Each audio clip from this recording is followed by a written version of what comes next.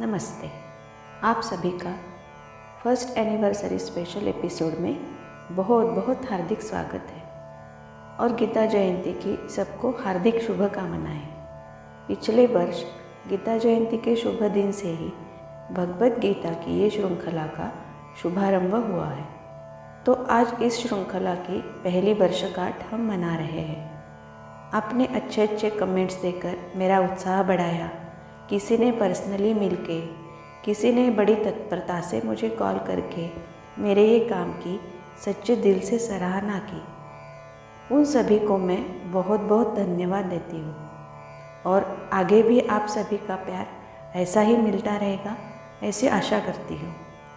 तो चलिए आनंद यात्रा आगे बढ़ाते हैं। हमारा वैदिक धर्म जो नष्ट भ्रष्ट हो गया था, उस धर्म की स्थापना के लिए भगवान श्री कृष्ण का जन्म हुआ।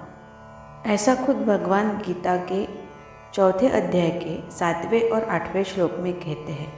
नीतिवान महापराक्रमी धर्मपरायण पांडवों को साथ लेकर श्री कृष्ण ने धर्म की स्थापना की। उसके पहले अनीतिमान कौरवों के साथ महाभारत का युद्ध हुआ। तब युद्ध शुरू होने से पहले युद्धभूमि पर श्री कृष्ण ने अर्जुन के कहने पर अर्जुन को उपदेश किया। वो उपदेश ही भगवद गीता है। तभी भगवद गीता का जन्म हुआ।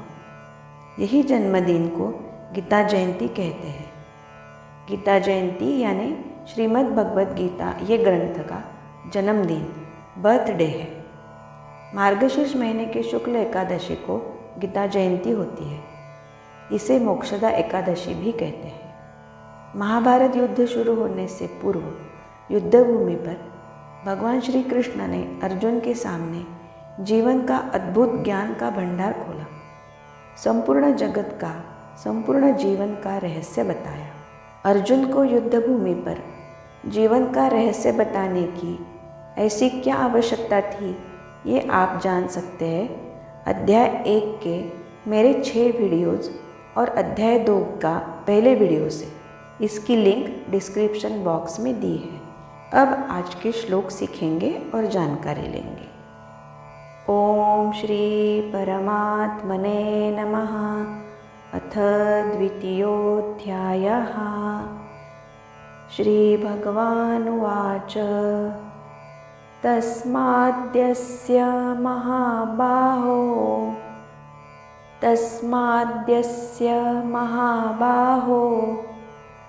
निगृहीतानि सर्वशः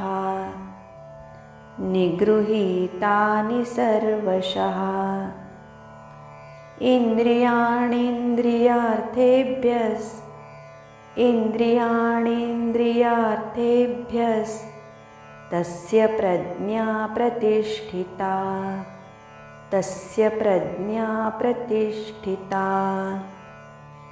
तस्माद्यस्य महाबाहो निगृहीतानि सर्वशः इन्द्रियाणीन्द्रियार्थेभ्यस्तस्य प्रज्ञा प्रतिष्ठिता। अर्थात, हे महाबाहो, जिस पुरुष की इंद्रियों के विषयों से सब प्रकार निग्रह की हुई है, उसी की बुद्धि स्थिर है। इस श्लोक में हम 2 बातों पर फोकस करेंगे। एक है महाबाहो और दूसरा है इंद्रिय। यहाँ प्रभु ने अर्जुन को महाबाहो कहा है। महाबाहो का अर्थ होता है प्रभावी। महाबाहो शब्द सेल्फ इंस्ट्रक्शन यानी खुद को सूचना देने का शब्द है। जब हम खुद क्या है, कौन है, मुझे क्या करना चाहिए, ये भूल जाते हैं, तब हमें महाबाहो शब्द की आवश्यकता होती है कि मैं बहुत प्रभावी हूँ, I can do everything, I am a peaceful soul, I am a strong soul, I am a happiest person. ऐसी हमें खुद को इंस्ट्रक्शन देनी पड़ती है। इस तरह मुझे मेरी शक्ति समझनी है। लेकिन महाबाहुत्व यानी आत्मसूचना, सेल्फ इंस्ट्रक्शन देने का सामर्थ्य सब में नहीं होता। प्रभु कहते हैं महाबाहुत्व के लिए 3 बातें चाहिए। एक है व्यक्ति का जन्म सत्कुल में होना चाहिए। दूसरा है व्यक्ति के जीवन में सद्गुरु चाहिए। और तीसरी बात है व्यक्ति भगवान से जुड़ा होना चाहिए। सत्कुल यानी स्वतः व्यक्ति, उसके माता पिता और उनके पुरखे शुद्ध पवित्र विचारों के आचरण वाले होते हैं। जन्म जन्म में मुझे दिव्य माता पिता मिले, ऐसी भगवान से प्रार्थना करनी है। माता के कोख में, गर्भ में ही बालक को दिव्य संस्कार मिलने चाहिए। उसके लिए कुल के विचार, परिवारजनों के विचार दैवी होने चाहिए। तेजस्विता कुलाधिष्ठित होती है। सद्गुरु क्या करते हैं? सद्गुरु व्यक्ति के जीवन में आत्मश्रद्धा, शास्त्र श्रद्धा और प्रभु श्रद्धा निर्माण करते हैं। जीवन का दृष्टिकोण बदलते हैं।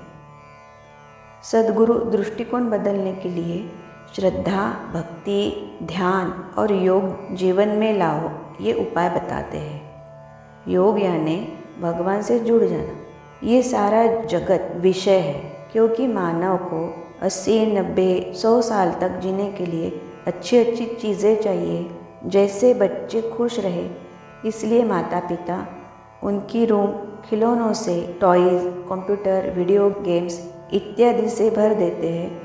वैसे ही भगवान ने उसके बच्चों के लिए यानी हमारे लिए हमारे आजू बाजू में अच्छी अच्छी खाने पीने की, घूमने की, देखने की, सुनने की चीज़ें रखी है। पेड़ पौधे, नदी, सरोवर, पर्वत, झरने, चंद्र, सूर्य, तारे, अग्नि, हवा, पानी, ये सब खिलौने हमारे लिए ही बनाए हैं। तो सद्गुरु कहते हैं ये सारा जगत विषय है, लेकिन वो केवल उपभोग के लिए नहीं, भक्ति के लिए है। यानी ये सब मेरा नहीं, प्रभु का है। ऐसा दृष्टिकोण सद्गुरु देते हैं। यहाँ विषय की बात हो रही है। जहाँ विषय है वहाँ मन और इंद्रिय दौड़ते हैं। 5 ज्ञानेंद्रिय, 5 कर्मेंद्रिय और एक मन मिलके 11 इंद्रिय है। और ये इंद्रियों का कैप्टन है मन। ये कैप्टन यानी मन स्वयं भगवान है। ऐसा विभूति योग के 10वें अध्याय में प्रभु ने खुद बताया है। और वो कहते हैं इंद्रियाणाम मनश्चास्मि, यानी इंद्रियों में मैं मन हूँ। तो मन स्वयं भगवान है। तो हमें हमारे मन की तरफ कितना ध्यान देना चाहिए। जैसे मंदिर में भगवान रहते हैं तो मंदिर को हम साफ सुथरा पवित्र रखते हैं, वैसे ही मन भगवान है तो मन को भी कितना स्वच्छ, उच्च, श्रेष्ठ, विशाल, शांत, स्थिर और पवित्र रखना है। इस तरफ हमें सतत ध्यान देना है। घर की साफ सफाई हम करते हैं, वैसे शरीर भी स्नान करके स्वच्छ करते हैं। लेकिन मन की, बुद्धि की साफ सफाई कैसे करते हैं? तो मन और बुद्धि की साफ सफाई और स्नान भगवद गीता के विचारों से होती है। शरीर स्वच्छ रखने के लिए स्नान रोज करते हैं, वैसे ही मन बुद्धि को स्वच्छ रखने के लिए वेद, उपनिषद और गीता के विचार रोज सुनकर आचरण में लाने हैं। भगवान मेरे अंदर है, बाहर है और मुझे सदैव देख रहे हैं, यानी मुझ पर उसका वॉच है। तो मैंने कैसे रहना चाहिए? अर्थात हमेशा खुश और सच्चा ही रहना है हमें। तो जिसका अपने इंद्रियों पर काबू है, कंट्रोल है, संयम है, उसकी बुद्धि प्रतिष्ठित अर्थात स्थिर है। यानी इंद्रियाणि इंद्रियार्थेभ्य तस्य प्रज्ञा प्रतिष्ठिता। मन को विषयों से तोड़ना और उसे प्रभु से जोड़ना, इसे युक्तत्व कहते हैं। और बुद्धि को आत्मा की ओर खींचना, इसे मत्परत्व कहते हैं। युक्तत्व और मत्परत्व, ये 2 हथियार हमेशा साथ में रखने हैं। ये पिछले श्लोक में बताया था। अब आगे का श्लोक। या निशा सर्वभूतानां, या निशा सर्वभूतानां तस्यां जागर्ति संयमी, तस्यां जागर्ति संयमी। यस्यां जागृति भूतानि, यस्यां जागृति भूतानि सा निशा पश्यतो मुनेः। सा निशा पश्यतो मुनेः या निशा सर्वभूतानां तस्यां जागर्ति संयमी यस्यां जागृति भूतानि सा निशा पश्यतो मुनेः।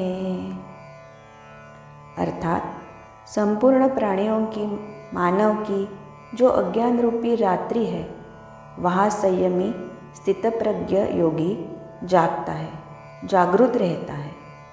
और जिस नाशवान सांसारिक सुख की प्राप्ति में सारे लोग, सारा जगत जागता है, आसक्त रहता है, तब परमात्मा के तत्वों को जानने वाले मुनि के लिए, विचारशील पुरुष के लिए वह रात्रि के समान है। यानी सांसारिक चीज़ें प्राप्त करने में वो उदासीन होता है, उनके पीछे दौड़ता नहीं, आसक्त नहीं होता। इस श्लोक में भोगी और योगी में क्या फ़र्क है ये समझाया है। यानी सामान्य मानव और स्थितप्रज्ञ में क्या फ़र्क है ये समझाया है। सामान्य मानव यानी भोगी किन किन बातों के लिए जागता है, जागरूक रहता है, इंटरेस्टेड रहता है, उत्सुक रहता है, और किन किन बातों में उसे इंटरेस्ट नहीं है, वो उदासीन है, आलसी है, लापरवाह है, ये बहुत अच्छी तरह से समझाया है। और योगी यानी स्थितप्रज्ञ किन किन बातों में इंटरेस्टेड है और किन किन बातों में इंटरेस्टेड नहीं है ये बताया है। अब भोगी और योगी में क्या फ़र्क है ये जानेंगे। भोगी खाने के लिए जीता है और योगी जीने के लिए खाता है। शरीर के द्वारा ही भगवान का ज्ञान प्राप्त होता है, कंसंट्रेशन, मेडिटेशन होता है। प्रभु के काम और प्रभु की प्राप्ति शरीर से ही होती है, इसलिए शरीर टिकाने के लिए योगी खाता है। और भोगी सारी चीज़ों का उपभोग लेने के लिए, खाने के लिए शरीर टिकाता है। भोगी खुद के सुख के लिए दूसरे का प्राण भी लेता है, और संयमी यानी योगी दूसरों के सुख के लिए आवश्यकता पड़ी तो अपने प्राण भी देता है। योगी आत्मविकास के लिए जागरूक है और भोगी आत्मविकास के लिए इंटरेस्टेड नहीं है, यानी सोया है। पश्यता यानी देखने वाला, और मुनि का अर्थ है जिसने मनन किया है। तो मुनि क्या देखता है? मुनि आत्मशक्ति, आत्मप्रकाश देखता है। भोगी के जीवन में इसके लिए अंधेरा है, वो आत्मशक्ति, आत्मप्रकाश देखता ही नहीं। संयमी यानी मुनि काम करने में जागरूक है, उत्सुक रहता है, लेकिन काम के फल के लिए सोया है, उत्सुक नहीं है। कर्मण्येवाधिकारस्ते मा फलेषु कदाचन। सामान्य मनुष्य बिल्कुल इसके उल्टा होता है। काम किए बिना ही उसे फल चाहिए। जब काम करना रहता है तब वो सोता है और फल मिलने की राह देखता रहता है। काम किए बिना ही ये चाहिए, वो चाहिए, ऐसा सोचता है। योगी मैं कौन हूँ, क्या हूँ, किस लिए हूँ, ये जान लेता है। यानी एकम विज्ञातम सर्व एव विज्ञातम स्यात्। यानी एक का ज्ञान हुआ तो समझो सबका ज्ञान हुआ। भोगी को इस विषय में अज्ञान होता है, अंधेरा होता है। वो कभी विचार नहीं करता मैं कौन हूँ, इस जगत में क्यों आया हूँ और मुझे क्या करना चाहिए। ये ज़मीन आसमान का फ़र्क योगी और भोगी में होता है। प्रभु काम में योगी सदा जागरूक रहता है और सांसारिक कामों में सोया रहता है। तो ऐसे योगी का, स्थितप्रज्ञ का योगक्षेम प्रभु स्वतः संभालते हैं। ये बात भगवान खुद गीता के 9वें अध्याय में बताते हैं कि अनन्याश्चिन्तयन्तो मां ये जना पर्युपासते तेषां नित्याभियुक्तानां योगक्षेमं वहाम्यहम्। अर्थात जो लोग अनन्य भक्ति भाव से मेरी उपासना, मेरा काम करते हैं, ऐसे मुझसे जुड़े गए लोगों का योगक्षेम मैं चलाता हूँ, इसलिए तू डर मत। तेरा योगक्षेम संभालने के लिए मैं बैठा हूँ। भोगी को प्रभु का कोई काम करना है यही पता नहीं रहता। ऐसा दिन और रात्रि में जो फर्क है, इतना फर्क योगी और भोगी के दृष्टिकोण में रहता है। अब दोनों श्लोक एक साथ पठन करेंगे, लेकिन उसके पहले आज का प्रश्न लेते हैं। प्रश्न है, योगी और भोगी के जीवन के कोई भी दो फर्क लिखिए। उत्तर कमेंट सेक्शन में लिखना है। अब दोनों श्लोक साथ बोलेंगे। तस्माद्यस्य महाबाहो निगृहीतानि सर्वशः इन्द्रियाणीन्द्रियार्थेभ्यस्तस्य प्रज्ञा प्रतिष्ठिता या निशा सर्वभूतानां तस्यां जागर्ति संयमी यस्यां जागृति भूतानि सा निशा पश्यतो मुनेः। चलिए मिलते हैं नेक्स्ट वीडियो में। भारत माता की जय। वंदे मातरम। नमस्ते। कृष्णार्पणमस्तु।